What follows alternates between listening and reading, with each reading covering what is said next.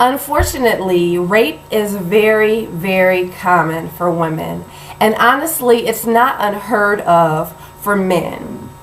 I estimate that about at least 25% of the women I know have been raped before, and that number might actually be much larger. I can only base it off of the people who have shared their experiences with me. Now, honestly, I only know one person who has ever been raped by a complete stranger.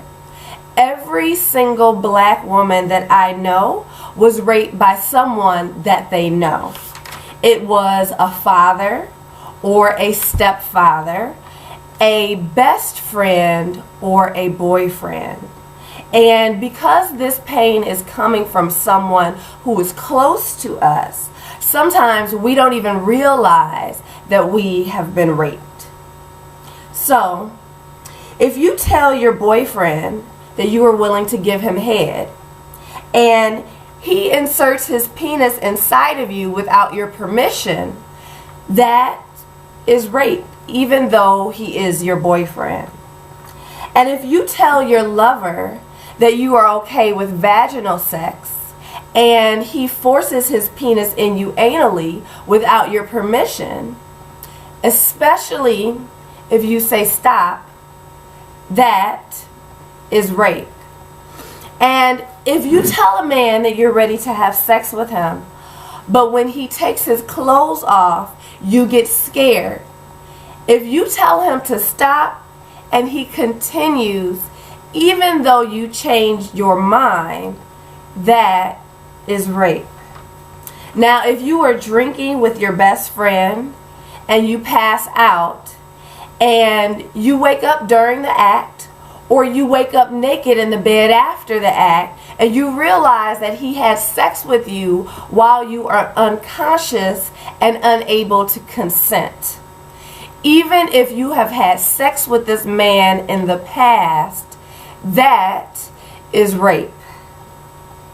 Now, if you tell your husband that you don't want sex tonight and he forces himself on top of you and has sex with you anyway, even in the context of marriage, that is rape. Unfortunately, this is what rape has looked like for myself and a lot of the black women that I know. Sometimes we think of rape as a man with a ski mask and a Glock walking down a dark alley waiting to attack someone. But often for the women in my generation, rape comes from a father figure, and rape comes from the men we are in love with.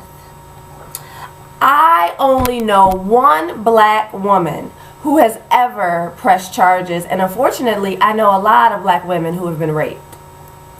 And I think it's complicated because personally, as a prison abolitionist, I don't want to see any more of my brothers in the system. But at the same time, there has to be a certain level of accountability. If black men don't want to go to prison, then maybe black men shouldn't commit crimes. And rape is a crime. So once we clear that up, we can begin to fight on our brother's behalf against the injustice in the criminal justice system. So if you have been raped, I am sorry to hear that. I recommend individual counseling. I recommend support groups. I recommend art therapy, and I recommend affirmations. Counseling will help you heal so that you don't have a traumatizing experience every subsequent time that you have sex. Group therapy will help you realize that there is nothing wrong with you. Unfortunately, this happens to women all the time. Art therapy, and you don't have to pay for it. Just pick an art and do it regularly.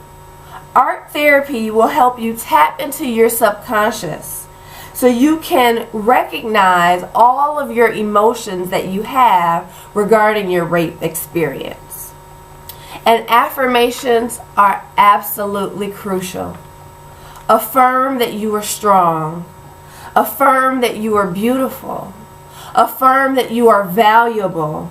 Affirm that you deserve to be loved. And you deserve to be loved without being raped. Now, let's continue this conversation in future videos. In the future, I will talk about the signs of molestation, and I will talk about this book, Transforming a Rape Culture. It's a great read. So, remember, never be ashamed.